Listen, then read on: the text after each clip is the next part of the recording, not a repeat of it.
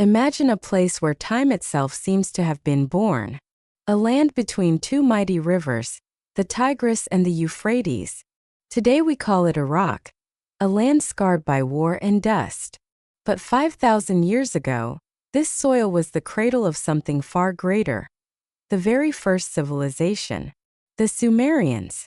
Before the Egyptians built their pyramids, before the Greeks carved their temples, before Rome dreamed of empire, there were the Sumerians. They lived in a flat, sunburned land where the only riches were mud, reeds, and water. Yet from this, they created the foundations of human society. Writing, laws, schools, mathematics, even the very concept of the city, all of it was born here. Now picture it. Around 3200 BCE, small farming villages grew into something new. The people built walls around their homes, ziggurats that touched the sky, and canals that tamed the floods. Cities like Uruk, Uar, Lagash, and Eridu rose from the plain like islands of stone in a sea of mud. In Uruk, the very first great metropolis, over 40,000 people crowded its narrow streets. It was the New York of the ancient world, buzzing with markets, rituals, and scribes. But here is the hook, something you must hold on to as we journey through this story. The Sumerians were not only inventors of civilization, they were also haunted by a question that still troubles us today. What does it mean to be human in the face of gods who seem distant, cruel, and unpredictable? Their entire society, their myths and their struggles revolved around that uneasy relationship. Take writing, for instance. They did not invent it to write poetry or literature. They invented it because of fear of forgetting, fear of losing track of debts, fear of angering a temple god if an offering was missed. The earliest clay tablets are not love poems but lists: sheep, barley, taxes, wages. Civilization itself was born from the need to control chaos. And chaos was everywhere. The rivers flooded unpredictably, destroying harvests. Droughts could last for years. Raids from the deserts brought sudden death. In such a harsh world, the Sumerians built their gods to be just as unpredictable. Their chief gods, Enlil and Nana, were powerful but merciless. They could bless you one day and strike you down the next. Yet despite this, the Sumerians built with ambition. They invented the wheel. They carved the first maps. They created the first schools where children, mostly boys of wealthy families, spent long days memorizing cuneiform signs. And they recorded their first epic stories.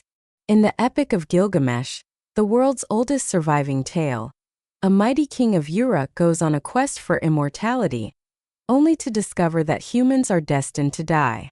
Imagine, 5,000 years ago, they were already asking the same questions we ask today about life, death, and meaning. But the Sumerians were not alone forever. Around 2300 BCE, a new power rose from the north. The Akkadians, a Semitic people who admired Sumer but wanted to rule it. Their king, Sargon of Akkad, became the world's first empire builder. He conquered all of Mesopotamia, from the Persian Gulf to the Mediterranean. For the first time, one man claimed to rule the four corners of the world. And this is where the story takes a dramatic turn, because empires rise and empires fall. The Akkadians collapsed under famine and invasion, and the Sumerians briefly reclaimed their independence. But the land between the rivers was always hungry for new rulers. Out of this cycle of rise and fall emerged one of the greatest cities in human history, Babylon. At first, Babylon was a small, unimportant town. Yet by the 18th century BCE, under the rule of King Hammurabi, it became the beating heart of Mesopotamia. Hammurabi is famous for something revolutionary. He carved into stone the first great code of laws. You may have heard of it. The eye for an eye principle comes from his code. But it was more than punishment. It was an attempt to bring order to a chaotic world. For the first time, justice was written down for everyone to see. And Babylon did not stop there. Over centuries, it grew into a city of legend. Hanging gardens, towering ziggurats, astronomers tracking the stars, priests whispering omens. The very name Babylon became a symbol of both wonder and sin. But that is getting ahead of ourselves. Because to understand Babylon, we must first understand the legacy of the Sumerians who came before. They left behind not just bricks and tablets, but the blueprint for civilization itself. This is the story of how humans, in a harsh and unforgiving land, created the foundations of everything we know today. And as we move deeper, you will see that their struggles, their fears, and their dreams were not so different from ours. When Babylon rose to power, it was not just a city of bricks and canals. It was a city of stories, a place where myth and reality blurred until even kings believed themselves chosen by the gods. At its heart stood the ziggurat, the great temple tower dedicated to Marduk, Babylon's supreme god. Imagine it, a massive stepped mountain of mud brick painted in bright colors, its top shining under the Mesopotamian sun, a staircase to heaven itself. Some scholars believe this was the inspiration for the biblical Tower of Babel, a story that still echoes thousands of years later. And around this temple, legends grew. One of the greatest was the Enuma Elish, the Babylonian creation myth. In it, the universe begins with chaos, swirling waters personified by two ancient beings, Apsu, the fresh water, and Tiamat, the salt sea. From their union came the younger gods, noisy and restless, whose quarrels enraged Apsu. But before he could destroy them, he was killed by Ea, the trickster god of wisdom. Then came Tiamat's fury. She created monsters of chaos, dragons, serpents, scorpion men, and declared war on the younger gods. The pantheon trembled until one champion rose. Marduk, a storm god of Babylon. Armed with a net, bow, and the four winds, he faced Tiamat in cosmic battle. He trapped her, split her giant body in two, and from one half made the heavens, from the other half the earth. With her blood he shaped mankind, destined to serve the gods. Imagine the power of this story for the Babylonians. Their city's god was not just another deity, but the cosmic victor who built the very world. No wonder Babylon claimed supremacy. This myth was more than religion, it was politics, a declaration that Babylon's destiny was divine. And kings like Hammurabi wrapped themselves in this aura. His famous law code was carved on a black stone pillar topped with an image of Hammurabi standing before Shamash, the sun god of justice. In the inscription, Hammurabi claims the gods chose him to bring about the rule of righteousness in the land, to destroy the wicked, so that the strong may not oppress the weak. The laws themselves range from the poetic to the brutal. If a man puts out another man's eye, his eye shall be put out. If a builder makes a house that collapses and kills the owner, that builder shall be executed. But there are also protections. Widows and orphans had rights, merchants had rules, contracts were binding. For the first time, law was not just the whim of a ruler. It was eternal, written in stone, meant to outlive any king. Yet Babylon was not only courts and codes, it was also dreams and omens. The Babylonians believed the gods spoke through the stars, the smoke of incense, even the livers of sacrificed animals. Priests became experts at reading these signs. Astronomy and astrology were born together in Babylon's temples. They tracked the movements of Venus, Jupiter, and Saturn, not only to measure time but to predict the future. Imagine a king trembling before battle, waiting for his priest to declare whether Mars rising in the east meant victory or defeat. Babylon was a city where myth guided every decision, from farming to war. And perhaps the most enduring legend of all was the tale of Gilgamesh, though its roots were Sumerian. In Babylonian versions, this king of Uruk, 2/3 god and 1/3 man, defeats monsters, befriends the wild man Enkidu, and journeys to find eternal life. But he fails, returning home with only wisdom, that humans must accept mortality and live fully while they can. For the Babylonians, this was not just a story, it was a mirror of their own struggle. They built towers and laws, gardens and armies, but beneath it all was the same haunting truth. Nothing lasts forever. Perhaps this is why they poured such energy into myth and monument. They knew time would erase their empires, so they carved their stories into clay, hoping someone, maybe us thousands of years later, would still hear them. And so when you walk through the ruins of Babylon today, you do not just see broken walls. You hear whispers of Tiamat's roar, Hammurabi's decrees, the chants of priests under a night sky filled with omens. Babylon lived in both stone and story, and it is in the myths that its heart still beats. Centuries after Hammurabi, Babylon would reach its true golden age under a king whose name still echoes through history, Nebuchadnezzar II. Rising in the 6th century BCE, he transformed Babylon from a city of myths into the jewel of the ancient world, a place so magnificent that visitors believed it touched the realm of the gods. He rebuilt the Ziggurat at Eminenki, the towering house of the foundation of heaven and earth, said to rise nearly 90 meters high, a mountain of brick that some believe became the biblical Tower of Babel.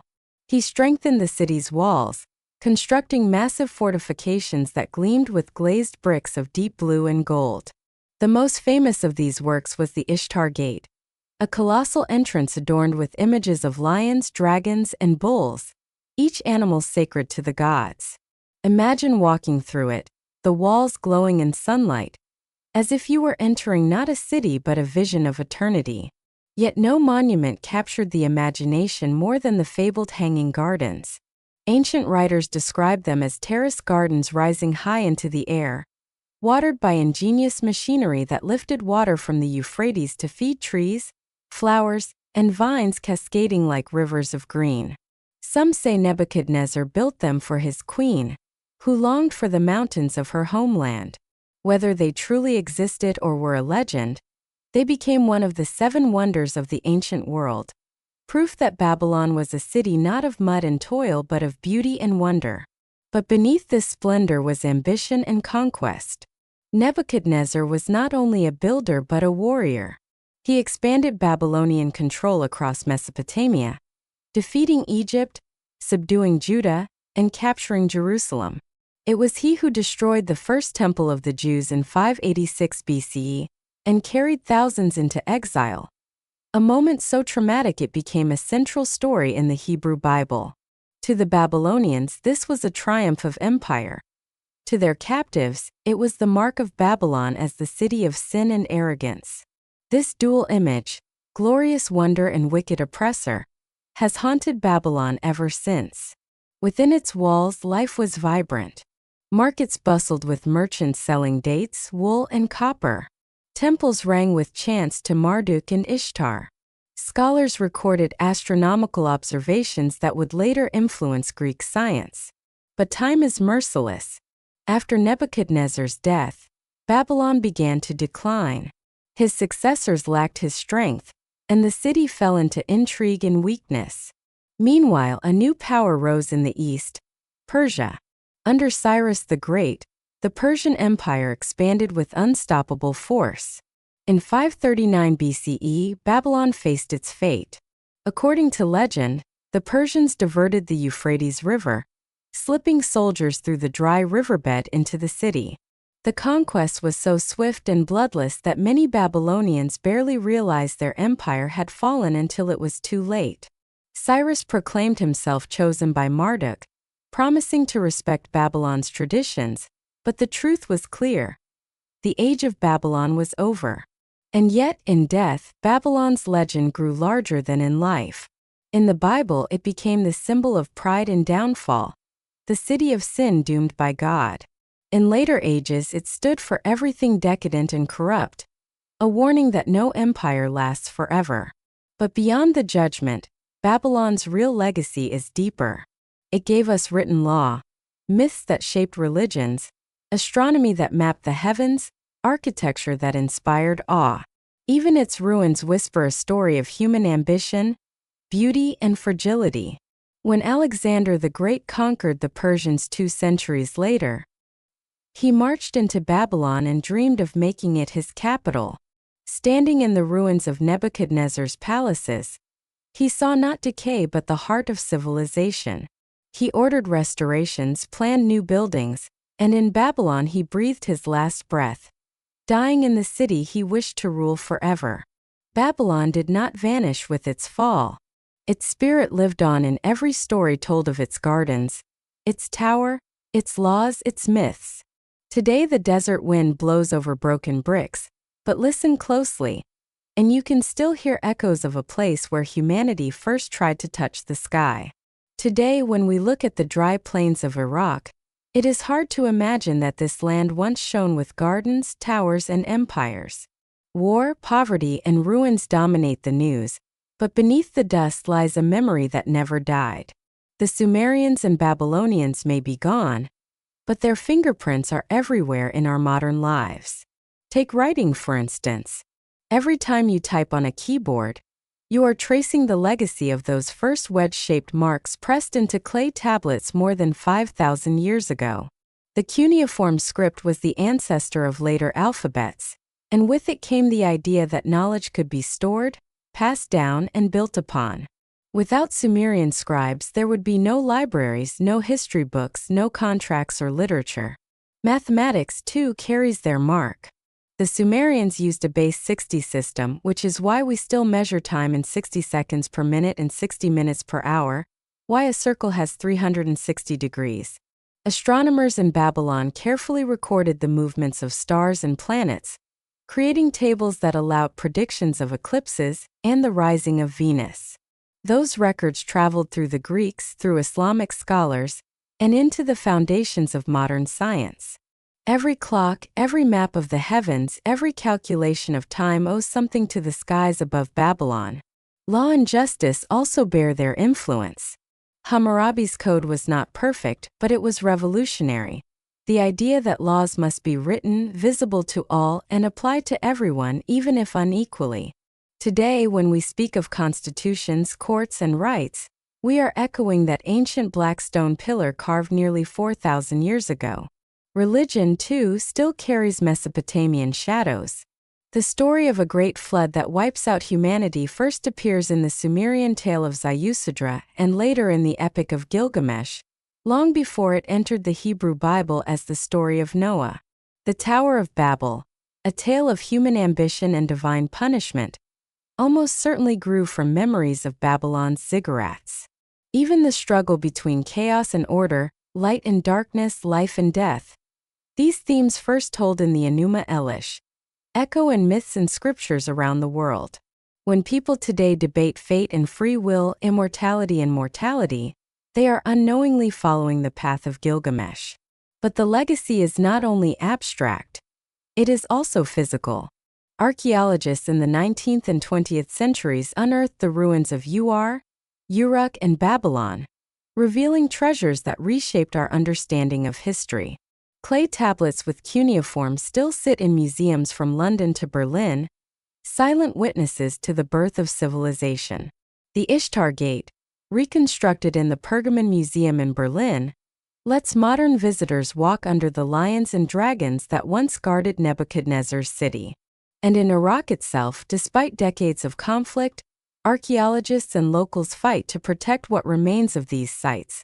For they know they are not just stones but humanity's shared heritage. Yet there is irony here. The land once called the cradle of civilization has suffered some of the harshest blows in modern times. Wars have damaged sites, looting has stolen priceless artifacts, and whole cities lie in ruin. Still, the story of Sumer and Babylon refuses to die. It is taught in schools, shown in documentaries, written into novels and films. In a way, that was the Sumerians' dream all along. That their words, their myths, their memory would survive beyond their fragile empires. And so they have. When you look at your watch, when you study the stars, when you walk into a courthouse, when you read a story about floods, towers, or gardens, you are walking in the shadow of Mesopotamia. The world may have changed, but the questions they asked remain the same. How to live, how to rule, how to face the gods, how to find meaning in mortality. The rivers Tigris and Euphrates still flow, though their waters are less mighty than in ancient days. But they carry with them an invisible current of memory. On their banks, humanity built its first cities, first laws, first stories. In every moment of modern life, whether we notice or not, the voices of Sumer and Babylon still whisper to us, reminding us that civilization itself was born here, in the land between the rivers. So the story comes full circle. The land between the rivers gave us our first cities, our first written words, our first laws, and our first myths of gods and heroes, and though empires fell, and though the bricks of Babylon crumbled to dust, their echoes reached across millennia into our own age. But what lesson do we draw from them? The Sumerians and Babylonians were not so different from us. They dreamed of immortality, feared chaos, built monuments to last forever, and yet time swept them away. They lived under gods they could not control, while we live under forces of technology, politics, and nature that often feel just as unpredictable. They sought to write their laws in stone, believing permanence was possible, while we etch ours into digital codes and international treaties, hoping they too will endure. Their kings raised towers to touch the sky, and today our skyscrapers and satellites climb higher still. The parallel is clear. In their rise and fall we see ourselves. The ruins of Uruk, the broken gates of Babylon, are mirrors showing us both the brilliance and fragility of human ambition. And so the story of Mesopotamia is not just ancient history, it is prophecy.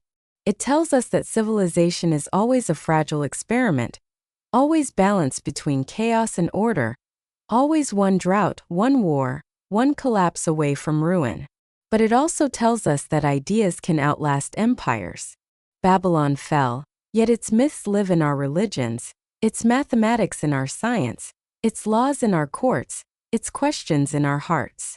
Perhaps that is the true immortality Gilgamesh sought, not endless life in the flesh, but the endurance of memory, the survival of meaning.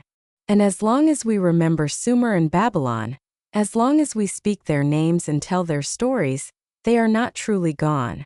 The rivers have shifted, the towers are dust, but in every clock that marks 60 minutes, in every star chart that tracks the heavens, in every story that asks what it means to be human, the cradle of civilization still rocks us.